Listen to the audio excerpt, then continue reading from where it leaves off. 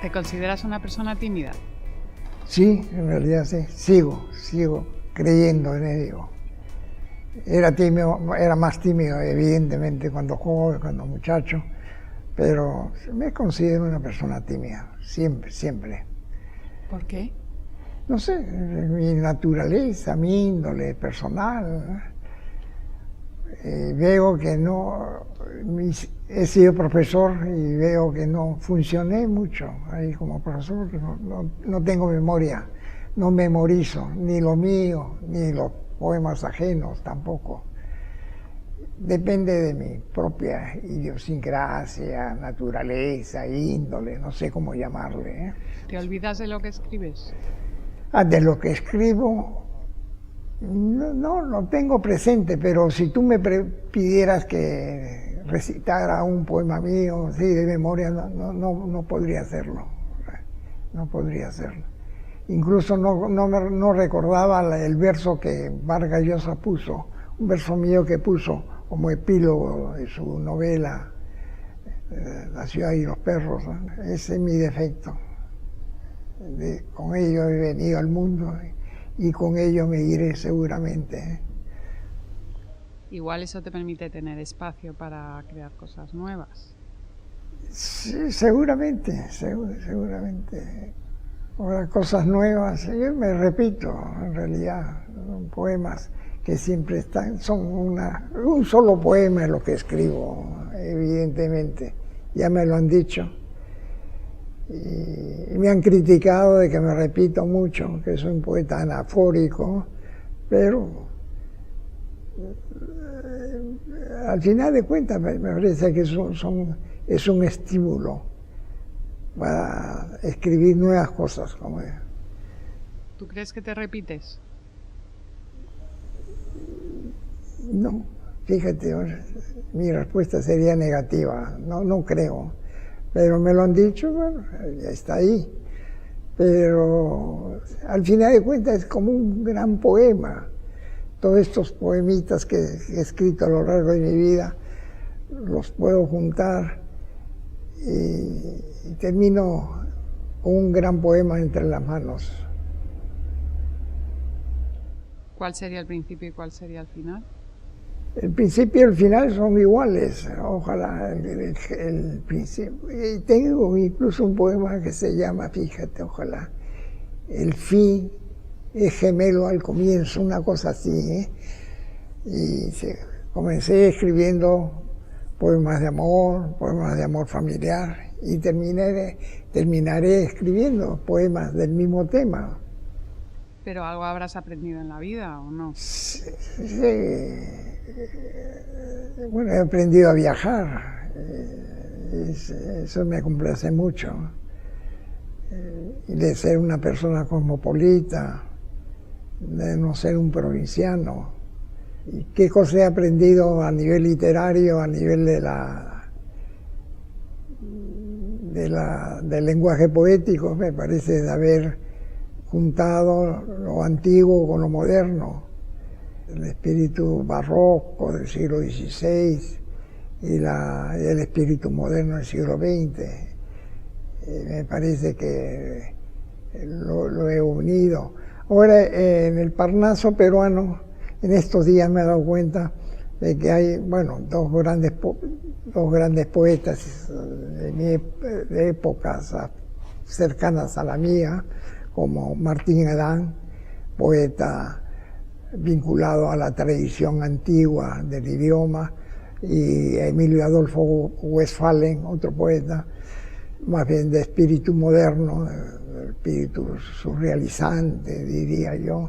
Bueno, estos dos dechados poéticos, dos actitudes poéticas, se reproducen en mi escritura personal, lo antiguo y lo moderno, Adán y Westphalen. Por cierto, sin darme cuenta, sin haberlo hecho ex profeso, ¿no? Es una casualidad, ahí están. En la poesía moderna peruana se inicia con Vallejo, el famoso César Vallejo, poeta expresionista, y José María Eguren, poeta simbolista. Y luego de ellos vienen estos dos poetas que señalaba Adán y Westphalen, y luego viene nuestra generación, la del 50, que es muy importante en el Perú. ¿Cómo era la generación del 50? La generación del 50 yo creo que se caracteriza por la presencia de voces poéticas variadas. Están Solo Guren, Blanca Varela, Eyelson, Salazar Bondi, sí. Y bueno, esos poetas marcan generacionalmente. Y estoy yo con ellos también. Al final de cuentas, creo que me siento muy contento de pertenecer a la generación del 50 peruana. Y hay un 50 que es hispanoamericano también, de poetas muy importantes. Pertenezco a estas dos generaciones. Pero dicen de ti que eres inclasificable. ¿Cómo? Dicen de ti que eres inclasificable.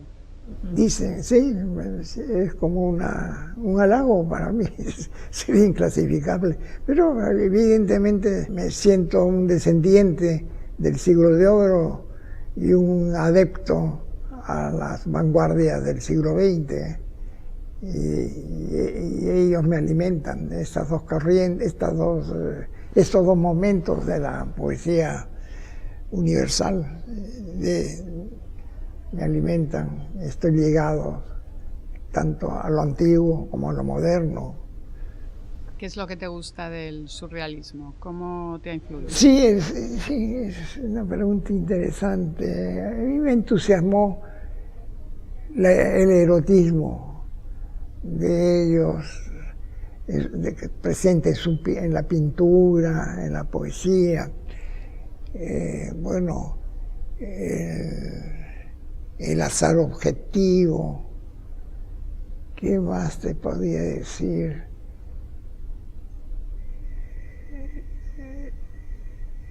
La poesía onírica, el mundo onírico, mejor dicho. Y tantas cosas más que no se me vienen en este momento a la memoria. ¿Qué es el azar objetivo? ¿Cómo? Has dicho azar objetivo. El azar. Sí, el azar objetivo. A mí se me presentaba el azar objetivo, ahora, en la realidad, o sea, los hallazgos imprevistos, el descubrimiento de la mujer amada, el encuentro con la mujer amada. Ahí se hacía para mí patente el azar de los surrealistas. Sí. ¿Y cómo se consigue mezclar el pasado con el presente? ¿Cómo consigues mezclar las tradiciones con lo contemporáneo? Ya te entiendo. Yo creo que todo eso responde a motivaciones muy prosaicas, o sea, de mi vida. O sea, lo que siempre me han señalado mi modo de ser, en realidad, esa timidez, estos problemas para el acto de escribir. Entonces, o sea, tenía problemas para escribir un memorándum administrativo o una gacetilla periodística. Y quería que los poemas mis poemas iniciales eran muy breves, querían que se amplificaran, que se ampliaran, que sean poemas más extensos. Entonces todo ello me llevó a lo que tú me has dicho, a aliar, a unir, a asociar lo antiguo como lo moderno. Siglo de oro, los poetas españoles fueron para mí dechados, ejemplos a seguir, y lo moderno que ha influido, creo yo, en el contenido de mis poemas, en mis temas, en mis temas, en mis poemas amorosos,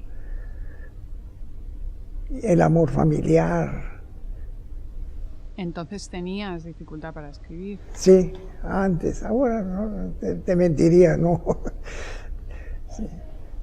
Ya que llamas dificultad, ¿te costaba? Me costaba, claro, me costaba bastante.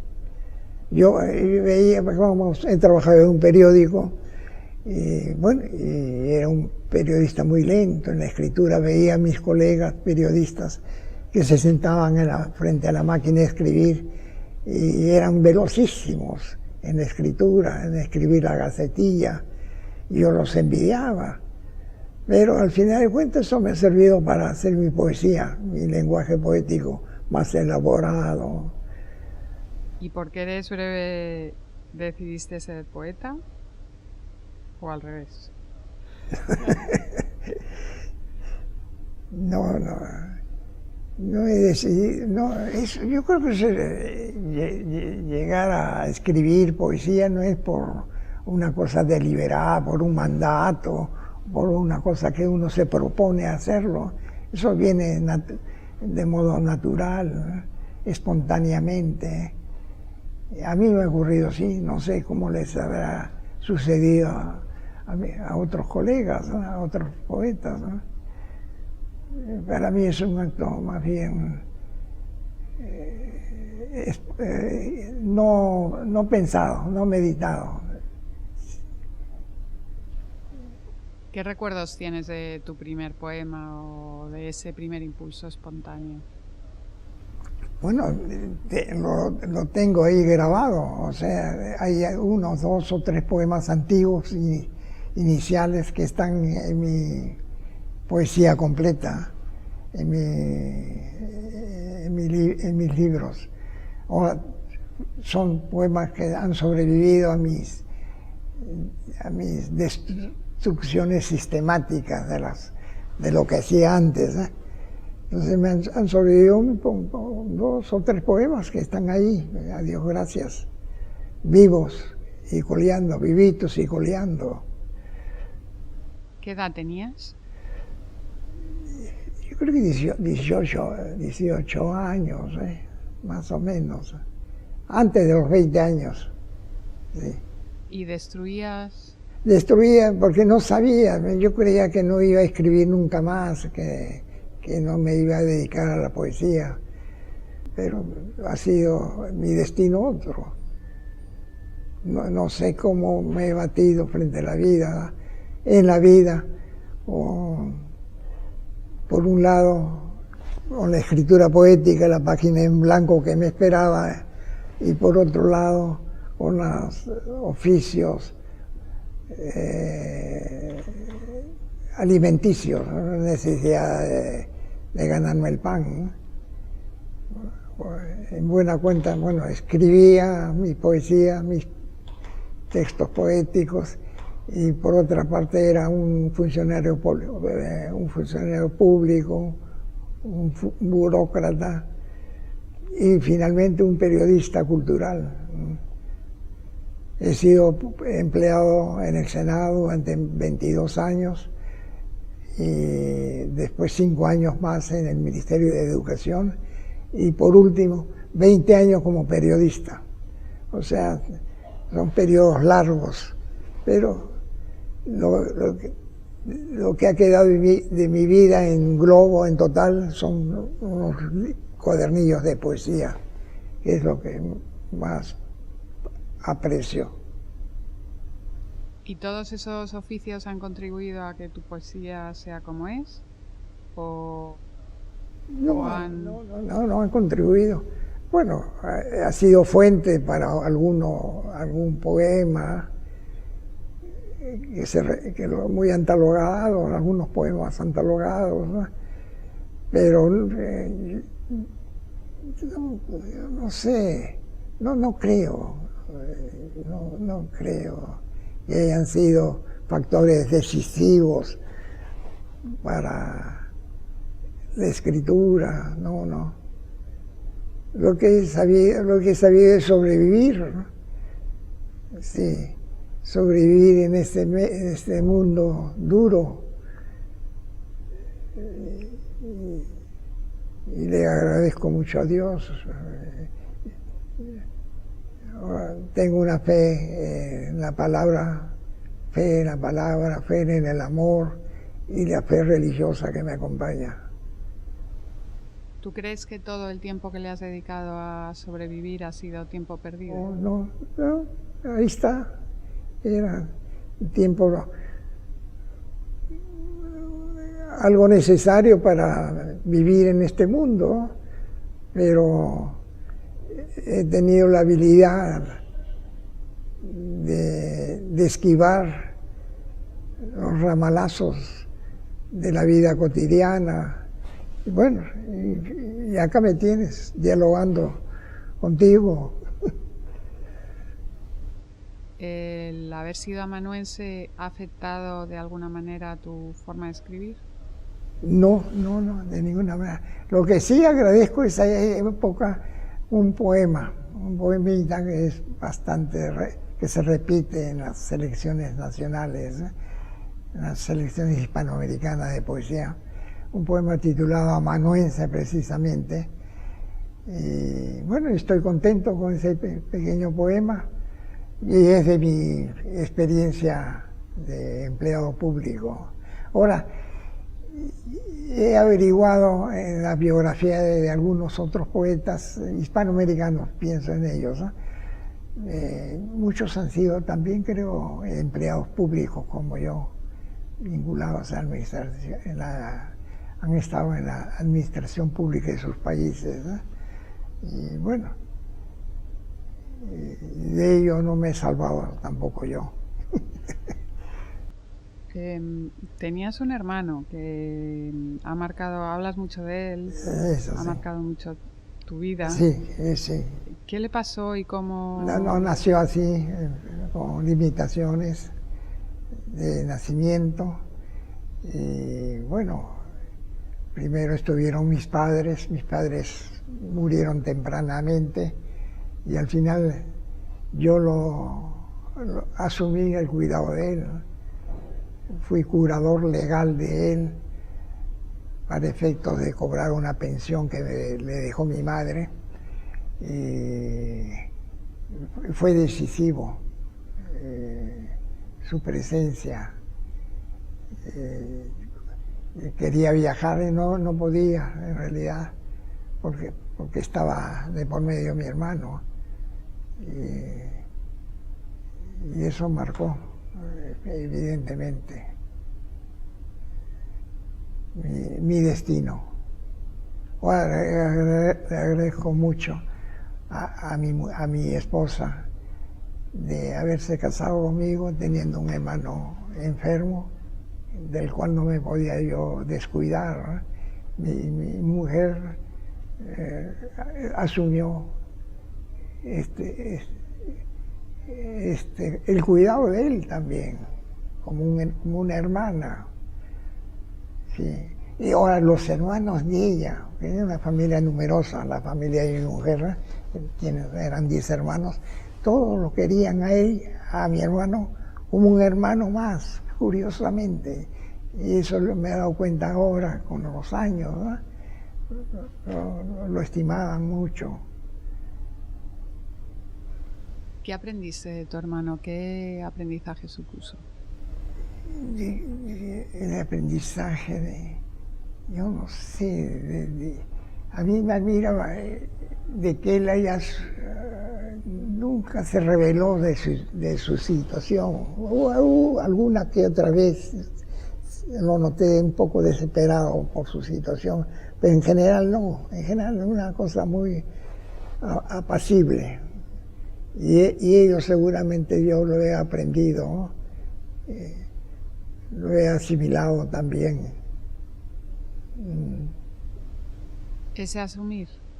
Evidentemente, me parece que yo también he asimilado, bueno, los problemas de la vida, con el ejemplo de mi hermano, ¿no? ¿Qué problema tenía concretamente? Yo creo era múltiple, no caminaba, un poquito con problemas mentales también, y el problema era la invalidez. La invalidez. ¿Le leías tus poemas? No, en ningún momento, en ningún momento. ¿No publicaste hasta que se murieron tus padres? Publiqué alguno que otro poema en revistas, eso sí, pero después ya mis primeros libros ya mis padres no estaban presentes. Estaba yo casado y comencé ahí a publicar cada 2, 3 años pequeños cuadernillos. Sí. Ahora todos estos cuadernos los estoy exhibiendo acá, son cuadernillos que dan la impresión de que sea una obra muy voluminosa, pero no es tanto.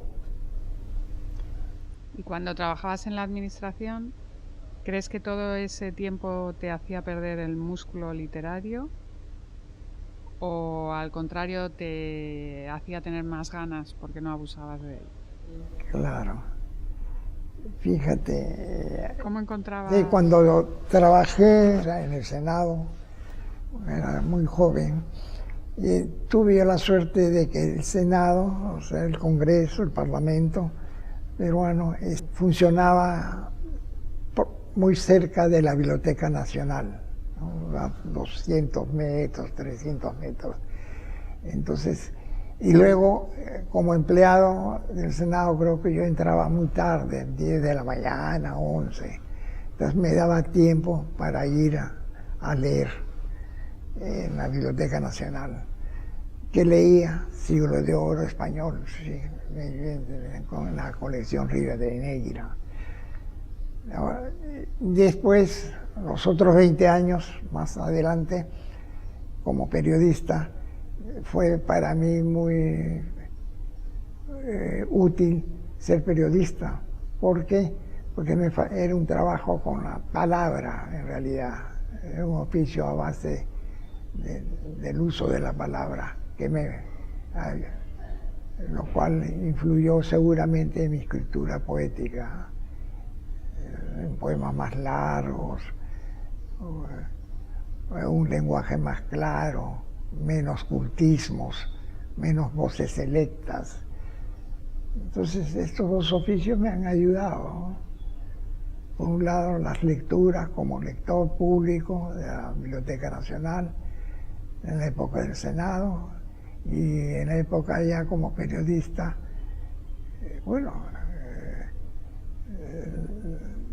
he sido seguramente un escritor un poco más ágil, más dúctil, ayudado por el oficio del periodismo. ¿Cómo se empieza a escribir un poema? ¿Tienes algún método? ¿Cómo...? No, de tantos años no he alcanzado ningún método. Yo creo que lo primero son las ideas que que están presentes, y estas ideas se traducen en alguna frase o en alguna palabra aislada. Algunas veces me ha ayudado el diccionario de la lengua, o el diccionario de Casares, ideológico. Y yo creo que los diccionarios me han ayudado mucho. La búsqueda de los términos. No tengo ningún método, evidentemente.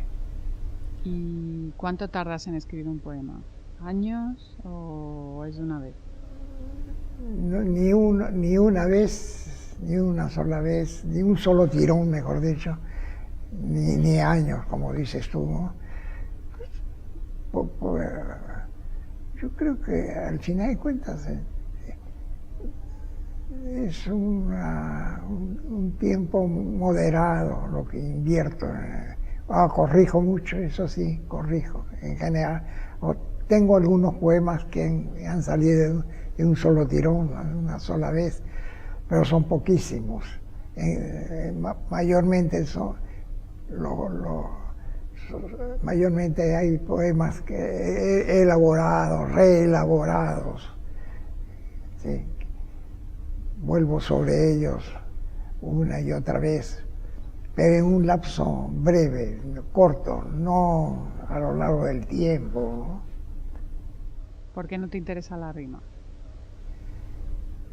Porque no es que no me interese, no tengo facultades para rimar, eso me da pena. Ahora, la carencia del uso de la rima, creo yo que la reemplazo con aliteraciones, con palabras semejantes. Entonces hay un sonido siempre. Escribo siempre en decasílabos y heptasílabos, mayormente, o bien en alejandrinos también, o versos de 9 sílabos, pero más en versos de 11 y de 7. Y yo creo que el uso constante de estos metros me han ayudado a hacer una poesía más sonora, a cultivar más el sonido, me parece. ¿Y qué es lo que te interesa tanto de la jerga? ¿De qué? La jerga, ¿por qué usarla? No, yo no uso eso.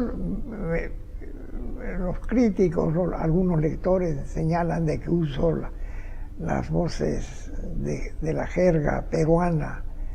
Me parece que no. Debe haber, pero no reconozco en mí ser usuario de la jerga. Sí. He sido más bien usuario de voces cultas, de cultismo del siglo XVI, o de voces del siglo XX que todo el mundo las entiende. Sí. Al final de cuentas soy un poeta hispanoamericano que escribe en español americano, pero no en jerga. Pero oigo voces que me señalan de que soy proclive al lenguaje popular peruano. En realidad no. ¿Y qué es lo que te gusta del español? ¿Te gusta el español? Me gusta, evidentemente, estoy feliz de escribir en español. Bueno, el número de lectores es inmenso. Y yo creo que es un lenguaje sonoro. Me parece que suena bien. Muy rico. Y el legado que tenemos, eso es lo que me interesa a mí. Siglo XVI, XVII, que es inmenso, ¿no?, el legado. ¿Cómo consigues tensión y emoción? ¿Cómo consigues...? Sí. Claro, yo creo que sin la emoción, sin la tensión, lo que, como bien dices, al final de cuentas no saldría el verso, no escribiría, no podría escribir poesía. Tiene que haber esa tensión, esa necesidad que viene de adentro, de estamparla en un verso, estamparlo en la página inmaculada, la página en blanco. Tiene que haber una tensión interior, evidentemente. Si no se logra el verso. ¿Y la emoción? ¿Es lo mismo? No sé si, de acuerdo, según lo que tú llames emoción, llamémoslo emoción, pues, sí. Pero tiene que haber una cosa, un impulso emotivo, me parece, porque si es en frío, si vas a agarrar un diccionario, sacas un vocablo, una frase, fríamente, calculadamente, no llegas a concretar poéticamente un texto, ¿no? Tiene que haber la emoción de adentro. ¿Tú de dónde sacas esa emoción? esa tensión interna? No sé, yo creo que viene, se presenta. Si no se presenta, no llega el poema, me parece. ¿En tu vida qué es lo que más emoción te ha causado? ¿Y se ha reflejado en tus poemas? Sí, yo creo que sí, momentos especiales, momentos de dolor, la partida de los padres o la llegada, el nacimiento de las hijas, fueron momentos muy emotivos para mí, sí, me emocionaron mucho. Creo que el nacimiento de mi primera hija y de mi segunda, por cierto, también. Fueron momentos muy especiales, inolvidables, evidentemente. Ahora, los momentos tristes, la defunción de mi madre, que yo me encontraba en Nueva York, en ese momento trabajando en un restaurante como lavaplatos, en un restaurante de Nueva York, de Manhattan, y me comunicaron que mi madre había fallecido. Y bueno, tuve que regresar inmediatamente, hasta con un complejo de culpa por el cual creo yo de que mi madre falleció por mí al enterarse de mi situación, porque yo había ido a Nueva York con grandes ilusiones, para entrar a Naciones Unidas. Había ido con cartas de recomendaciones para el presidente de la Asamblea, en esos momentos un político peruano, pero el problema mío es que no dominaba el inglés, entonces eso fue el factor de mi descalabro. Y yo creo siempre de que al enterarse mi madre de mi situación en Nueva York, le afectó y incluso murió, porque era una mujer muy sensible. Ahora, ¿cómo se entera mi madre? Por mí. Eso es lo que me duele mucho. Es una carta en que le escribo que todos los escritores habíamos pasado por esta situación y que tarde o temprano iba a entrar a Naciones Unidas, pero parece que ella, estoy seguro que le afectó al enterarse de que yo estaba en una situación difícil, ¿no? ¿Tuviste un momento muy duro con tu hija también? Sí.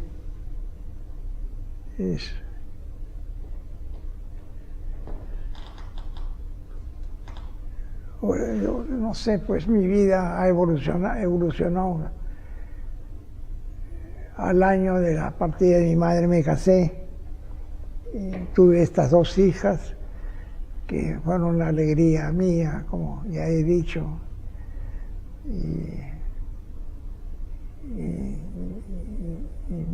no sé, un hecho misterioso, que la vida en sí es un acontecimiento humano misterioso, en realidad.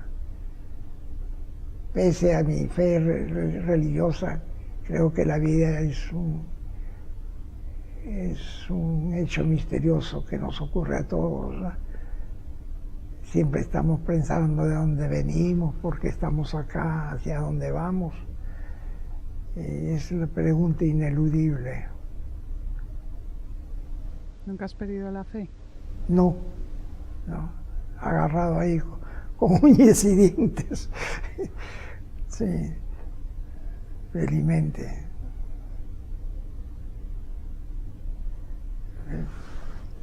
Ahora tengo la fe en la palabra poética, en la poesía, y espero que no me abandone esa fe en la palabra.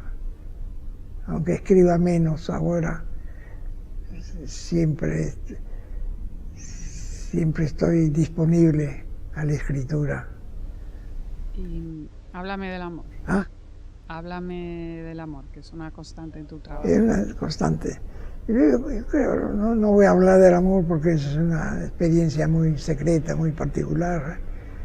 Sí, pero sí es una constante poética y ha sido decisivo, bueno, en el caso de mi matrimonio, como ya he expresado en este diálogo, le agradezco mucho a mi esposa que haya aceptado casarse conmigo, ¿no? Sí. Y bueno, lo único que espero de que mi mujer esté contenta con estos viajes, que parece que no le gusta mucho viajar, pero no sé, me invitan y ella quiere acompañarme siempre. Dice que estoy ya en una edad no para viajar solo, tiene que acompañarme. Pero no le gusta viajar, parece. ¿Es difícil escribir sobre el amor? No creo. Al contrario, es un estímulo muy fuerte. Es una fuente que está ahí presente en todo ser humano, una fuente de inspiración. En el reino interior está el amor presente. Y todo el mundo tiene ese don, ¿no? El don de amar a la mujer amada. ¿Cómo lo entiendes tú el amor en ese poema? El amor platónico. Bueno, el enamoramiento a la distancia. Y luego pues, vino la otra etapa, el enamoramiento en cuerpo y alma. Sí, yo creo que es eso, es lo que dicen los surrealistas, el cuerpo y alma. Sí, es la coronación del amor, me parece. No es solamente, bueno, el amor platónico es un camino, seguramente, ¿eh? Es un camino, una vía, el amor que cultivaron Dante, Petrarca.